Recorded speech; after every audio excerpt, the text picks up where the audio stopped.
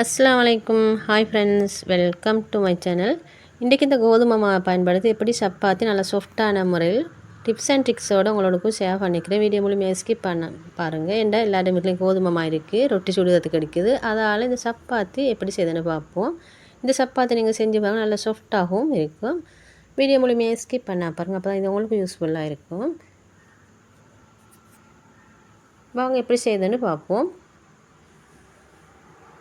ஒரு பவுல் ஒன்று எடுத்துக்கணும். அந்த பவுலில் வந்து நீங்கள் கோதுமை மாவை போட்டுக்கணும். மாவை நல்லா சளிச்சு எடுத்துக்கணும். நான் 1.5 கப் அளவு போட்டுட்டேன். உங்களோட தேவைக்கேற்ப போட்டுக்கொள்ளலும். உங்களுக்கு கோதுமை மாவுக்கு பதிலாக இந்த ஆட்டமா அதையும் சேர்த்துக்கலும். இப்போ இதோட வந்து உப்பு நான் 1 டீஸ்பூன் மாதிரி சேர்த்து நல்லா அப்படி ஒன்று கலந்து விட்டுடணும். இல்லாட்டி தண்ணி சேர்க்க பக்கத்தில் இந்த மாவில் வந்து ஒரு இடத்துல உப்பு இருக்குது, இன்னொரு இடத்துல இருக்காது அப்படி. அடுத்து வந்து இந்த ஆயில் நாங்கள் இதில் சேர்க்குற தேங்காய் கொஞ்சம் சூடு பண்ணி எடுத்துன்னு, அப்போ இது வந்து இன்னும் கொஞ்சம் நல்லா சாஃப்டாக வரும். இந்த டிப்ஸை நீங்கள் ஃபாலோ பண்ணிக்கோங்க, உங்களுக்கு சப்பாத்தி சாஃப்டாக வரும்.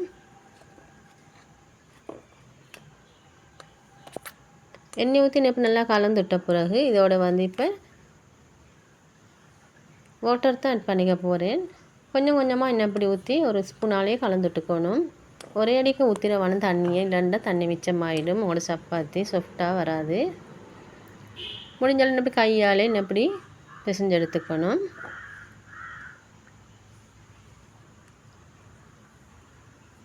நான் எப்படி கைக்கே தண்ணி எடுத்து கொஞ்சம் தொளிச்சு தான் பிணைஞ்சு எடுத்துன்னு, அப்போ அந்த மாவுக்கு வந்து தண்ணி கூடுதலாக எடுக்க முடியாது.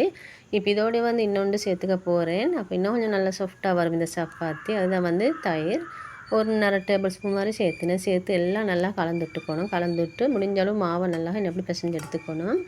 இப்படி ஒரு உருண்டையாக பிசைஞ்சு எடுத்த பிறகு ஒரு 20 நிமிஷம் மட்டும் இப்படி மூடி வச்சுருங்க. அப்போ அது இன்னும் கொஞ்சம் நல்லா சாஃப்டாகி வந்துடும். இப்போ மாவு வந்து சின்ன உருண்டையாக எடுத்துக்க போகிறேன். 20 நிமிஷத்துக்கு பிறகும் இப்படி சின்ன குட்டியாக இப்படி மாவை எடுத்துக்கணும். எடுத்து அதை அப்படி எல்லாம் வச்சுட்டு உருண்டையாக நீங்கள் நல்லா சாஃப்டாக டோவை எடுக்கணும்னா நீங்கள் கையில் நல்லா அழுத்தி உருண்டையாக்கி எடுத்துக்கணும். உங்களுக்கு இந்த சப்பாத்தி பிரேக்ஃபாஸ்ட்டுக்கு டின்னர்களுக்கு எது வேண்டாலும் உங்களுக்கு யூஸ் பண்ணிக்கலாம். இப்போ நான் இந்த எடுத்து வச்சு இந்த மாவு வந்து கீரல் மாதிரி தான் நிற்குது. இப்போ இதை நல்லா ரவுண்ட் பண்ணி எடுத்துக்கணும். நான் கையிலே ஒரு ஆயில் பூசின பிறகு கையை நல்லா உருண்டையாக்கி எடுத்துனேன் இந்த மாவை.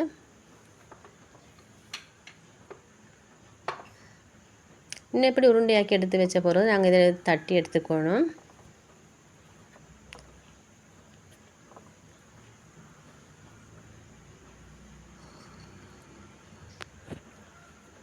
இப்படி ஒரு போட்டில் வச்சு நீங்கள் ஒரு உருட்டு கட்டையால் இப்படி உருட்டி எடுத்துக்கணும். கொஞ்சம் தூவிக்கோங்க. அதே கோதுமை மாவு தான் தூவின போகிறோம். இன்னப்படி உருட்டி எடுத்துக்கணும். இதுக்கு எண்ணெய் ஒன்றும் தெளிச்சப்படாது. நீங்கள் மாவே தூவி எடுத்துக்கணும். திருப்பி போட்டு அப்படி தட்டி எடுக்கச்சல மாவே டஸ்ட் பண்ணிக்கோங்க. எல்லாம் முறையடிக்கு இப்படி செஞ்சு வச்சுட்டா உங்களுக்கும் இதை சுட்டெடுக்கிறதுக்கு லேசி. ஒரு தோசைக்கல்லில் இல்லாட்டி ஒரு தவாவில் போட்டு தவா சூடாகி வரசன் அப்படி போட்டு திருப்பி போட்டு இதை சுட்டு எடுத்துக்கணும்.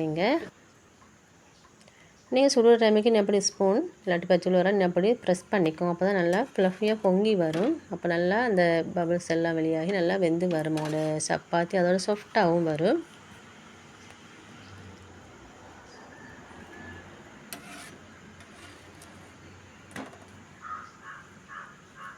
கட்டாயம் ஃப்ளேமை வந்து நல்லாவே குறைச்சி வச்சுக்கோங்க. இன்னப்படி எல்லாம் சுட்டெடுத்தப்போ இன்னப்படி தான் இருந்துச்சு. நான் அப்போதே சாப்பிடுறதால ஹொட் பக்கெட் அதுகள் ஒன்றும் போடலை. உங்களுக்கு லேட்டாகி சாப்பிடுன்னா ஹொட் பக்கெட்டில் போட்டுடலாம். இது அன்றைக்கி டின்னருக்கு தான் செஞ்சது. எப்படி நாங்கள் டின்னர் சாப்பாடு நேராக ஹாலத்தோடு எடுத்துடுவோம். இப்போ இதை நான் பிரித்து காட்டு இன்னப்படித்தான் நல்லா சாஃப்டாக இருந்துச்சு. இதோட உங்களுக்கு ஃபிஷ் கறி, பீஃப் கறி, சிக்கன் கறி எது இருந்தாலும் எடுத்துக்கலாம். அதை விட கடலைக்கறிகள் இருந்தாலும் நல்லா. இந்த வீடியோ உங்களுக்கு பிடிச்சிருக்குன்னு நினைக்கிறேன். பிடிச்சிருந்தால் லைக் பண்ணுங்கள், ஷேர் பண்ணுங்கள், ஃபேமிலி ஃப்ரெண்ட்ஸுகளுக்கும் ஷேர் பண்ணிக்கோங்க. மறக்காமல் சப்ஸ்கிரைப் பண்ணிக்கோங்க.